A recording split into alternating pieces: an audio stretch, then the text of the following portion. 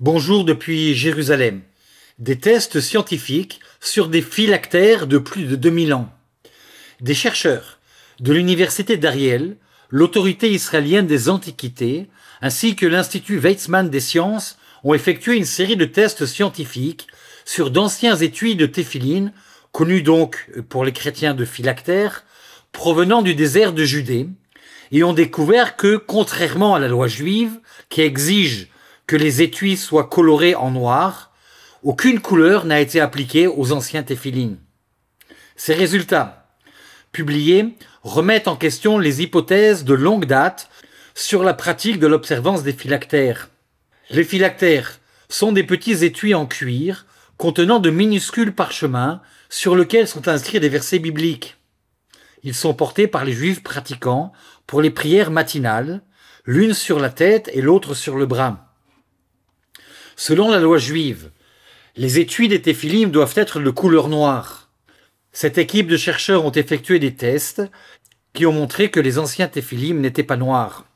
Les chercheurs pensent que la pratique consistant à colorer les étuis de téphiline en noir est probablement une tradition plus tardive, à l'époque du Talmud, au IIIe et IVe siècle après Jésus-Christ. Et puis nous continuons avec une nouvelle religieuse, la célébration de la fête de la Toussaint en Terre Sainte. Le 1er novembre, le jour de la Toussaint, des centaines de fidèles venus de toute la Terre Sainte se sont rassemblés à Bethléem pour un pèlerinage pour la paix. Ce pèlerinage, organisé par des mouvements ecclésiaux et les nouvelles communautés en Terre Sainte, dans le cadre du Jubilé de l'Espérance, événement qui était un signe visible d'unité et de renouveau dans une région qui aspire à la paix. Depuis le centre d'action catholique de Bethléem, les participants venus de Nazareth, de Galilée et de Jérusalem, ainsi que de Bethléem, ont traversé les ruelles étroites de la ville en procession. Ils se sont dirigés vers la grotte du lait, s'arrêtant pour partager des témoignages de vie et des prières qui ont ravivé l'espérance pour tous. Le voyage s'est poursuivi vers la basilique de la Nativité, où sa béatitude, le cardinal Pier Battista Pizzaballa, patriarche latin de Jérusalem, a présidé la célébration eucharistique de clôture.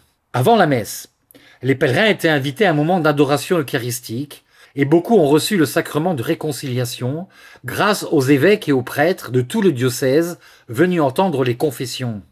Dans son homélie, le cardinal Pizzaballa a tout d'abord exprimé sa joie de voir une collaboration entre les différents mouvements du diocèse qu'il a qualifié de beaux signes d'appartenance à l'Église. La présence des enfants de Dieu dans le monde empêche la destruction, a-t-il déclaré. Ils sont marqués du sceau de Dieu, ils lui appartiennent. Il a conclu en invitant les fidèles à accueillir le jubilé comme un moment de renouveau et de courage.